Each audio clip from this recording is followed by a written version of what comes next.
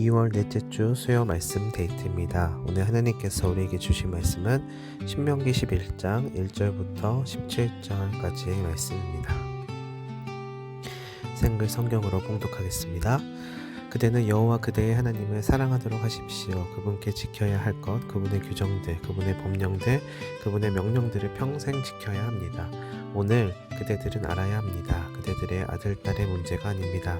그들은 여호와 그대들의 하나님의 훈육과 위대함과 강한 손과 펴신팔을 알지 못하고 보지 못했습니다. 이집트 한가운데서 이집트 임금 파라오와 그의 온 나라에 보여주신 증표들과 하신 일들도 그렇습니다. 이집트의 군대와 그 말과 전투 수레들에게 하신 일도 그렇습니다. 그들이 그대들을 뒤쫓을 때 여호와께서 홍해의 물을 그들 위로 흐르게 하여 모조리 죽게 하셨습니다. 그래서 오늘에 이르렀습니다. 그대들이 이곳에 오기까지 여호와께서 광야에서 그대들에게 해주신 일도 그렇습니다. 엘리압의 아들들이자 루벤의 손자들인 다단과 아비람에게 하신 일도 그렇습니다. 온 이스라엘 한가운데서 땅의 입을 벌려 그들과 그들의 집과 천막과 그들을 뒤따르는 모든 것을 집어삼켰습니다. 그대들은 여호와께서 하신 큰 일을 두 눈으로 모두 보았습니다.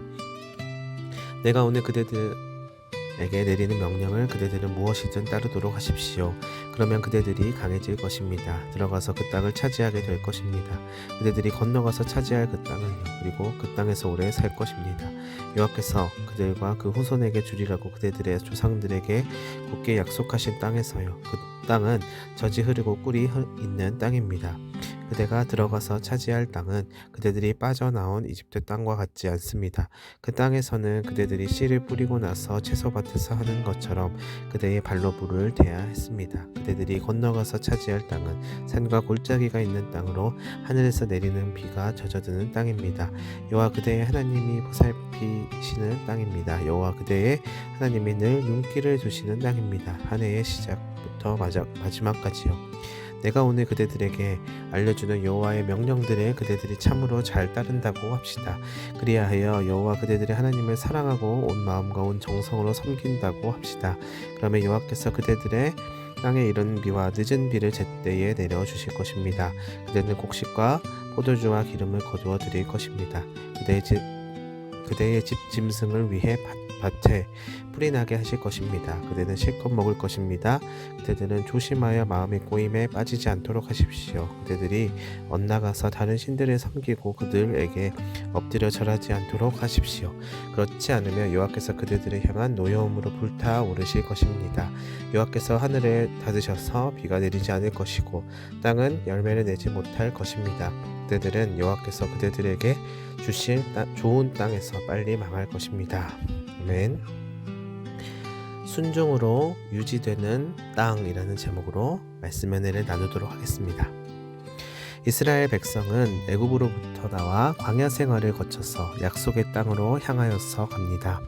그들은 광야 생활을 하면서 여호와 하나님을 경험하고 그분의 백성으로 살아가는 법을 배우고 그분의 말씀을 깨달아 알아가는 여정을 경험하였습니다. 이 광야라고 하는 곳은 사실 말 그대로 여정이었습니다. 광야가 목적지이고 광야가 그들의 끝이 아니라 하나님께서 약속해 주신 땅으로 가는 소위 말해서 길이라는 것입니다. 그런데 이 길에는 한 가지 특징이 있습니다. 그것은 바로 오랜 애굽에서의 노예 생활로 자신들의 정체성을 잃어버렸던 이스라엘 백성들이 다시 여호와 하나님의 백성으로서의 정체성을 가질 수 있도록 하는 훈련의 시간이었다는 것입니다. 뭐로 가도 서울로만 가면 된다라는 속담처럼 무언가 목적을 위해서 수단과 방법을 가리지 않고 목적지에 도달만 하면 된다는 식의 그러한 여정이 아니라 한 스텝 한 스텝 약속의 땅을 향하여 나아가며 그곳에서 진정 여호와 하나님의 백성으로서의 삶을 살기 위해서 하나님의 밀착형 제자 훈련에 참여하게 된 것입니다. 그들은 몸과 마음으로 여호와 하나님을 경험하고 알아가며 자신들이 어떠한 삶을 살아야 하는지를 분명히 깨닫게 됩니다. 이 여정 속에서 때로는 엄하게 다스리시는 하나님을 겪기도 하였지만 그 모든 과정 속에서 그들을 선하게 인도하시는 하나님이심을 또한 알게 되었습니다. 그리고 하나님께서 그의 백성에게 원하시는 것은 다름 아니라 내 하나님 여호와를 사랑하여 그가 주신 책무와 법도와 규례와 명령을 항상 지키는 것임을 기억하게 됩니다.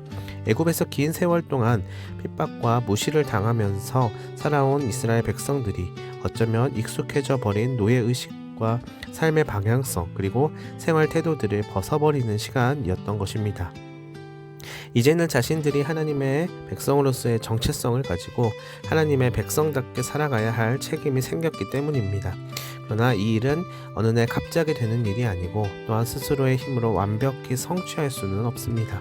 그래서 하나님께서는 말씀으로 그들의 곁에 다가오시어 하나님의 백성으로서의 삶을 살아갈 수 있게 도우십니다.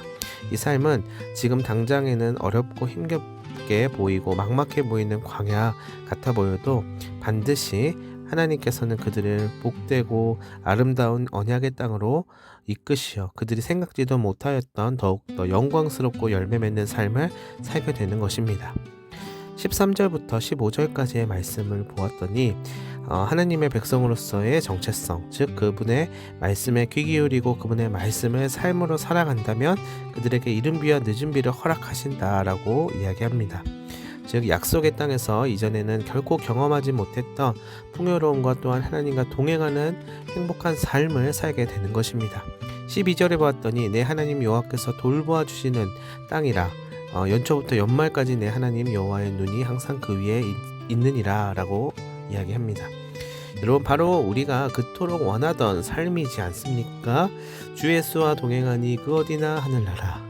찬송가 438장의 가사처럼 주님과 동행하면서 우리가 염려하고 걱정하는 모든 것들이 하나님으로부터 채워지고 경험되는 삶, 저는 모두가 이러한 삶을 살아가시기를 간절히 바랍니다.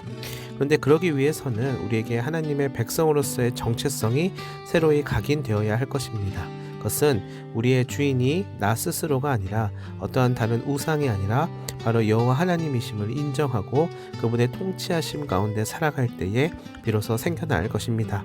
그렇다면 때로는 광야와도 같은 시기를 지날 것이며 또한 때로는 이른비와 늦은비를 경험하는 것도 우리의 삶에 펼쳐질 수 있습니다.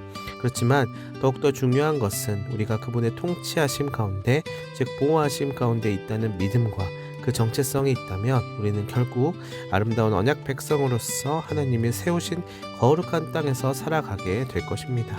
우리의 신분은 하나님의 백성이요 하나님 나라의 복된 시민인 것입니다. 모세가 호렙산 떨기나무 가운데 여호와 하나님을 배울 때 하나님께서는 모세에게 내 신을 벗으라 내가 선 곳은 거룩한 땅이라 말씀하셨습니다. 즉 여호와의 임재를 경험하고 여호와의 인도하심 가운데 서 있게 되었다라는 것을 뜻합니다. 오늘 우리는 우리가 가진 모든 짐, 생각과 근심과 걱정과 그리고 무거운 무게가 있다면 그것을 벗어 버리고 우리가 서 있는 이곳이 여호와께서 함께 하시는 땅임을 다시금 기억하였으면 좋겠습니다. 기도하도록 하겠습니다. 하나님의 백성으로 너무나도 복되고 아름다운 삶을 살아가게 하심에 감사합니다. 언제나 하나님의 보호하심 가운데 인도하심 가운데 그 임재의 땅에 우리가 거하게 하시고 우리의 마음이 좌로나 우로나 치우치지 아니하고 하나님의 말씀을 따라 여호와의 확실한 은혜를 소망하게 하여 주시옵소서. 감사하며 예수님의 이름으로 기도하옵나이다. 아멘.